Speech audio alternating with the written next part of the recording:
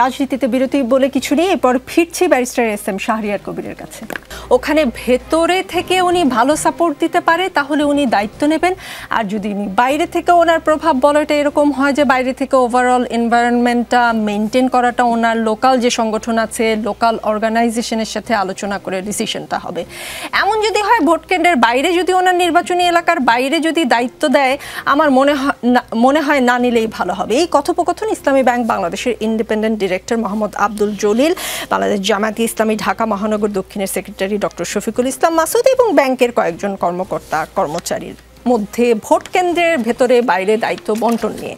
প্রশাসনকে আপনাদের কথায় ওঠাবেন, বসাবেন, আবার নির্বাচনী দায়িত্ব বহনকারীদেরও নিজেদের মতো করে চালাবেন। আপনারা জান্নাতের টিকিট দেন, কিন্তু টিকিট দেওয়ার এটা কেমন তরিকা? ধন্যবাদ আপনাকে। আজ প্রথমে একটু 1 মিনিট সময় চেয়ে নিব, ক্ষমা প্রার্থনা করতেছি, বোধহয় একটু জোরে কথা বলা গেছে আমার বোনের প্রতি, তো ভাই বোনের সম্পর্ক তো মাঝে মাঝে একটু হতেই পারে। আচ্ছা, আমি সম্মান করে বলতেছি, আপনি বঙ্গবন্ধু বলতে পারেন, এটা বিজয়ের মাস, এবং বিজয়ের মাসকে ধারণ করে বলতেছি আপনাকে যে আমারও ওই যে অনেকে বলে না দুঃসম্পর্কে না, নিজের 2 চাচা, বাবা 2 চাচা শহীদ হয়েছে, লাশ পায়নি, বাবা মুক্তিযোদ্ধা, সার্টিফিকেট নিয়নি, ফুপুরা বাসায়, আমার বাড়িঘর সব জ্বালায় দেওয়া ছিল। সো এরপরে আর আমাকে বোধহয় বলতে হবে না তাই মুক্তিযুদ্ধের পরিবার সন্তান কিনা, কিন্তু আমি বঙ্গবন্ধু বলতে নারাজ, কারণ উনি এই উপাধির যোগ্য না। কেন যোগ্য না একটা একটা করে বলে দিই। 73 সালে প্রথম ভোটের কারচুপি বাংলাদেশের ইতিহাসে শুরু করলে উনি। 73 সালে বিনা প্রতিদ্বন্দ্বিতায় শেখ সাহেবের বিরুদ্ধে যারা দাঁড়াবে তাদেরকে অস্ত্রের মুখে সরিয়ে দিয়ে উনি বিনা প্রতিদ্বন্দ্বিতায় জিতলেন, যেটা শেখ হাসিনা অ্যাডপ্ট করলেন। 74 সালে যখন দুর্ভিক্ষ, যখন আমার বোনেরা বাসন্তীরা জাল গায়ে দিয়ে থাকে, তখন তার ছেলের মাথায় সোনার মুকুট দিয়ে বিয়ে হচ্ছে। তার মন্ত্রীরা বিদেশি ইম্পোর্টেড হুইস্কি ছাড়া খেতে পারে না, সেজন্য তাদের নাম হয়ে গেল বোতল মন্ত্রী। 22,000 জাসদ কর্মীকে রক্ষী বাহিনী দ্বারা হত্যা করা হলো। সিরাজ শিকদার কোথায় এক বলে হত্যা করা হলো। বাংলাদেশকে হত্যা করা হলো, আওয়ামী লীগকে হত্যা করা, আবার বলতেছে বাংলাদেশ এবং আওয়ামী লীগকে হত্যা করা হলো 75 সালে 24শে জানুয়ারি বাকশাল কায়েমের মাধ্যমে।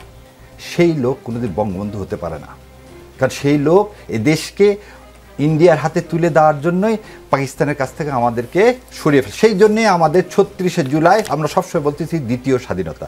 সো স্বাধীনতার মাসে এই কথা বলতে পেরে আল্লাহর কাছে আমি শুকরিয়া আদায় করতেছি যে ইনশাল্লাহ এখন আমরা ভারতীয় আধিপত্য বাইরে চলে আসছি। এবার আপনার কথার উত্তর দিই। ইসলামী ব্যাংক, এই ব্যাংকটা বোধহয় ভুলে গেছে সবাই, বোধহয় এস আলম লক্ষ লক্ষ কোটি টাকা এখান থেকে নিয়ে, কিন্তু এই ব্যাংকটা এখন কিচ্ছু নাই, এবং 5টা ইসলামী ব্যাংক মিলে একটা ব্যাংক করা হচ্ছে। এবং ইসলামী ব্যাংকে যারা একসময় চাকরি করতো বেশিরভাগ জামাত ইসলামের লোকরা চাকরি করতো, এটা অস্বীকার করার কিছু নেই।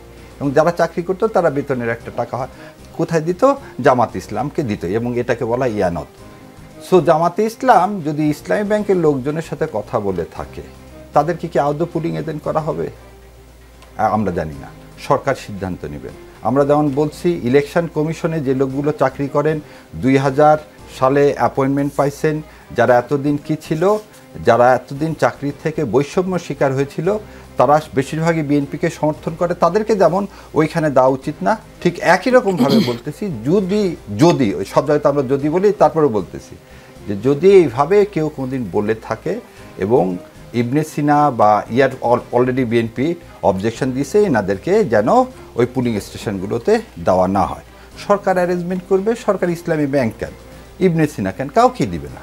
আর শাহজাহান ভাই যেটা বললেন ওটা দিয়ে প্রমাণ হয়, উনি বলছেন কি ভারত থেকে এখনও টাকা আসতেছে, অস্ত্র আসতেছে, প্রশাসন আমাদের কথা শুনে, এই আমাদের মানে আমার আপনার সবার। তাহলে জামাত ইসলামের কথা যদি প্রশাসন চলতো, তাহলে এই আওয়ামী লীগ এভাবে বাস পড়াতে পারে না, আওয়ামী লীগ এভাবে দেশের মধ্যে প্রতিটা মিডিয়াতে টাকা খরচ করে যে ইলেকশন হবে না এই একটা রেওয়াজ তুলতে পারে না, এবং আওয়ামী লীগ বা যারা আজকে ভারতের আধিপত্যবাদের বিরুদ্ধে কথা বলে তাদেরকে আবার হুমকি দিতে পারে না। জি, আমি আবার ওই প্রসঙ্গে আসি, ভিডিও ক্লিপ প্রসঙ্গে। 23 অক্টোবর বিএনপির পক্ষ থেকে নির্বাচন কমিশনের কাছে আপনিও উল্লেখ করেছেন, সেটা ইসলামী ব্যাংক, আল আরাফা ইসলামী ব্যাংক এবং ইসলামী ব্যাংক হাসপাতালের কর্মকর্তা কর্মচারীদের জাতীয় নির্বাচনে দায়িত্ব না দেওয়ার আহ্বান জানানো হয়।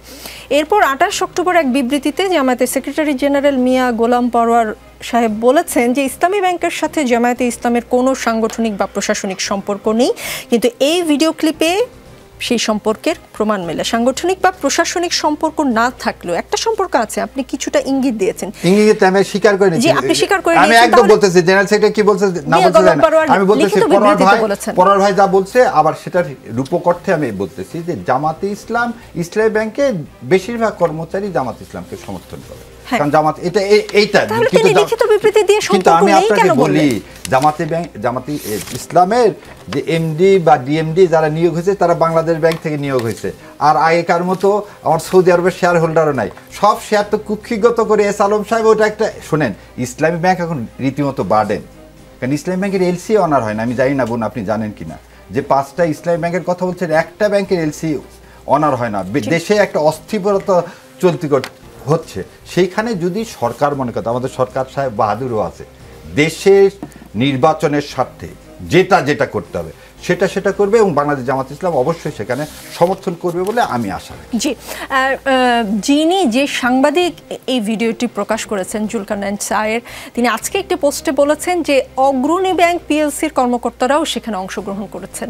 আমি তো দেখতে পাচ্ছি এখন জামাত ইসলামী বোধহয় সব ব্যাংকের লোকদের সাথে কোনো একটা বিশেষ গোপন সম্পর্ক তৈরি করেছে কিনা, এটা ইনভেস্টিগেশন করলেই বোঝা যাবে নির্বাচনকে কিভাবে প্রভাবিত করতে চাচ্ছে বা আদৌ আসলে নির্বাচনকে কতটা প্রভাবিত করতে যাচ্ছে জামায়াত, সেটার প্রমাণ হয়তো মিলবে। Barrister S M Shahriar Kabir, আসবো আপনার কাছে। আবারও আমার একই কথা, বঙ্গবন্ধু নিয়ে আপনার যে মন্তব্য সেটা আপনার কাছে, কিন্তু বঙ্গবন্ধু নিয়ে আমার যে মন্তব্য সেটা আমার কাছে, আমি তাকে বঙ্গবন্ধু হিসেবেই বিশ্বাস করি। ফয়েজ আহমদ, জি সম্মান করি, জি ফয়েজ আহমদ,